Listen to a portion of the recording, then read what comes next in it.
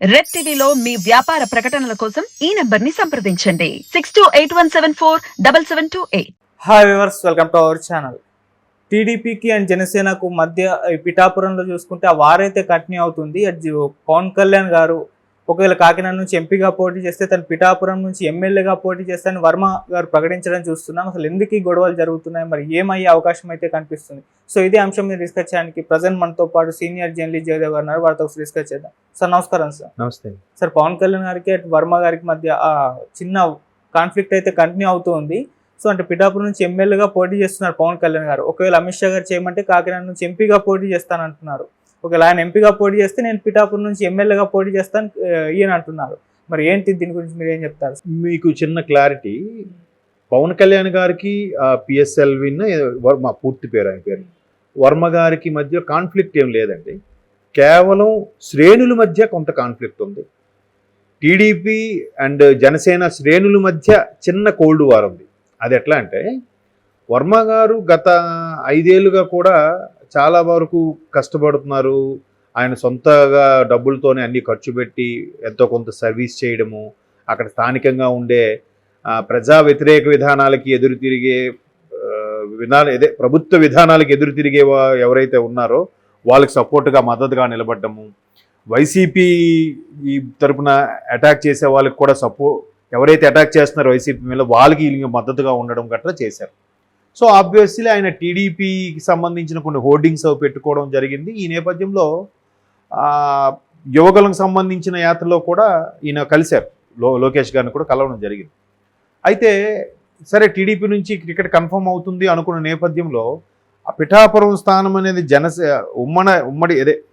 ఉమ్మడి పోటీకి సంబంధించి టీడీపీ జనసేన కలిసి పోటీ చేస్తున్నాయి కాబట్టి ఆ పొత్తుల్లో భాగంగా పిఠాపురం సీటు టీడీపీకి వెళ్తే వర్మ గారి సీట్ కన్ఫర్మ్.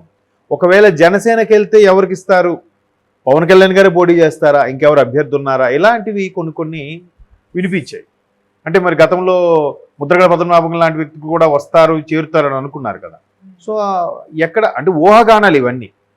సో ఎలాగూ రాదు, అది టీడీపీకే ఫేవర్గా ఉంది. ఎందుకంటే ఆయన వైపు ఆ పిఠాపురంలో కాపు సామాజిక వర్గం వ్యక్తులు ఎక్కువ మంది ఉన్నప్పటికీ కూడా వర్మ గారి కోసం ఫేవర్గా ఉండేవాళ్ళు చాలామంది ఉన్నారు. అయితే ఎవరికి ఏ సీటు కేటాయించబడుతుంది అనే సందర్భంలో వర్మ గారికి ఒకవేళ ఇవ్వకపోతే జనసేనలో ఎవరికి ఇచ్చినా నేను ఊరుకునేది లేదు, కానీ బట్ పవన్ కళ్యాణ్ గారికి ఇస్తే మాత్రం నేను ఖచ్చితంగా మద్దతుగా నిలబడతా, ఆయనకి గెలిపించడానికి ప్రయత్నిస్తా అని చెప్పి గతంలో వర్మ గారు ఒక స్టేట్మెంట్ కూడా ఇచ్చారు. అంటే జనరల్గా పవన్ కళ్యాణ్ అనే వ్యక్తికి ఎక్కువగా ఆయన మీద దియ్యుబట్టేలాగా, మరీ దరిద్రంగా బురద జల్లేలాగా విమర్శలు అయితే ఉండవు. ఇక్కడ వైసీపీ వాళ్ళు చేస్తున్నారు కానీ అది కూడా ఆ 3 పెళ్ళిళ్ళ కాన్సెప్ట్ తప్పితే ప్యాకేజీ అంటే వీళ్ళ వైపు రాలేదు, వాళ్ళ వైపు మాట్లాడతారని కడుపు మంటతో అక్కసుతో ఆయన ప్యాకేజీ ఇస్తారు, 3 పెళ్ళిళ్ళు మాట్లాడతారు. ఇంకేం మాట్లాడతారు? ఫలానా ప్రొడ్యూసర్కి ఎగ్గొట్టాడని మాట్లాడతారా, లేదా ఫలానా సినిమా సైన్ చేసి చేయలేదని మాట్లాడతారా, లేదంటే బూత్ సినిమాలు తీసాడని మాట్లాడతారు? ఇంకేం మాట్లాడడానికి లేదు కదా. అలా పెళ్ళిళ్ళ గురించి మాట్లాడతారు తప్పితే ఆ టీడీపీ వాళ్ళతో డబ్బులు తీసుకున్నాడేమో అందుకే వాళ్ళకి ఫేవర్గా మాట్లాడతారు. ఆ 2 టాపిక్లు తప్ప వేరే మాట్లాడతారు. అవి కూడా రాజకీయ ఉద్దేశంతో మాట్లాడింది. సో అట్లాగా పవన్ కళ్యాణ్ మీద ఎవడు అంతగా విమర్శించారు కాబట్టి ఈయన కూడా ఒకవేళ నిజంగా పవన్ కళ్యాణ్ గారు జనసేనాని కానీ నిలబడితే నేనే మద్దతు ఇస్తానని చెప్పారు. ఒకవైపు పవన్ కళ్యాణ్ గారికి ఏంటి, ఎమ్మెల్యేగా వెళ్తారా ఎంపీగా వెళ్తారా అనేవి చాలా సోషల్ మీడియాలో వైరల్ అయ్యాయి. ఎందుకంటే టీడీపీ జనసేన పొత్తులో భాగంగా బీజేపీ కూటమి కూడా కలిసిన తరువాత గెలుపు ఖాయమవుతుంది అనుకున్న నేపథ్యంలో బీజేపీ కూడా ప్రయత్నించింది టీడీపీ జనసేనతో కలవడానికి. దానికి ప్రయత్నానికి మధ్యలో పవన్ కళ్యాణ్ గారు బాగా నలిగిపోయారని ఆయనే స్వయంగా చెప్పారు.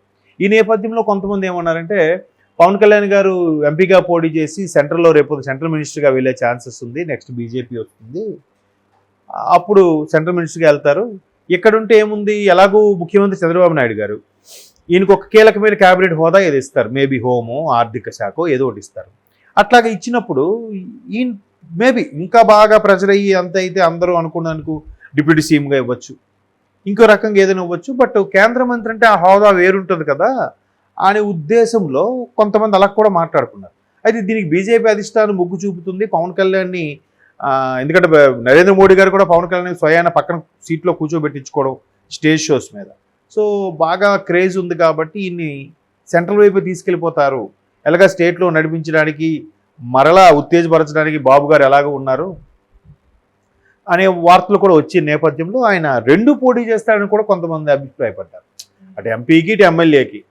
అప్పుడుండే ఎలక్షన్స్ తర్వాత జరిగే పరిణామాలు బట్టి, ఎలక్షన్స్ తర్వాత వచ్చే పరిస్థితులు బట్టి ఈయన డిసిషన్ తీసుకుని సెంట్రల్ మినిస్టర్ వైపు వెళ్తారా, స్టేట్ మినిస్టర్ వైపు ఉంటారా అనేది కూడా రకరకాల ఊహాగానం వినిపించాయి. ఫైనల్గా ఆయనే నేను పిఠాపురం నుంచి పోటీ చేయబోతున్నానని కొండబద్దలకొండ చెప్పారు. ఆ రోజు ఏమైందంటే అలా కొండబద్దలకొండ చెప్పిన మరుక్షణం చాలామంది టీడీపీ శ్రేణులు టీడీపీ జెండాలు కాల్చేయడం, కటౌట్లు కాల్చేయడం గట్రా చేశారు.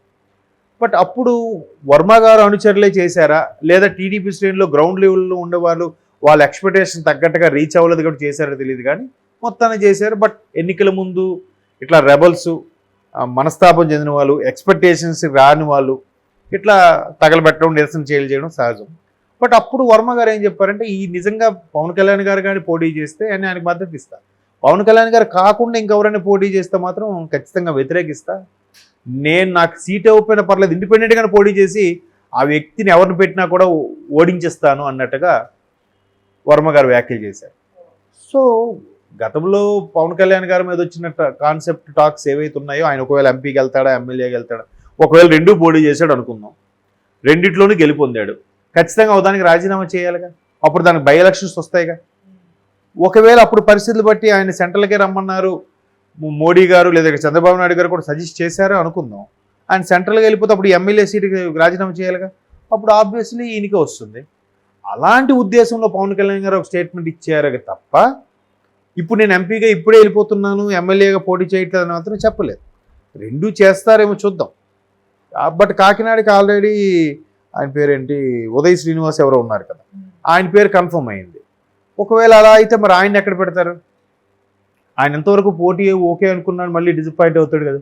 కాబట్టి చూద్దాం. వాడి అంటే వర్మ గారు అయితే సానుకూలంగానే స్పందించాడు. ఆయన నేను పవన్ కళ్యాణ్ గారు పోటీ చేస్తే మాత్రం ఖచ్చితంగా సపోర్ట్ ఇస్తానని చెప్పాడు. దానికి తగ్గట్టుగా టీడీపీ శ్రేణులందరికీ కూడా పిలుపునిచ్చాడు. పవన్ కళ్యాణ్ గారు మనకు దగ్గరుండి గెలిపించుకోవాల్సిన బాధ్యత మనందరి భుజస్కంధాలపై ఉందని చెప్పాడు. ఇన్ కేస్ ఆయన సెంట్రల్ వైపు ఎంపీగా కూడా వెళితే అప్పుడు ఈ స్థానం దక్కొచ్చు అనే ఆశాభావం వ్యక్తం చేశారే తప్ప అదే జరుగుతుందని ఎక్కడ చెప్పలేదు.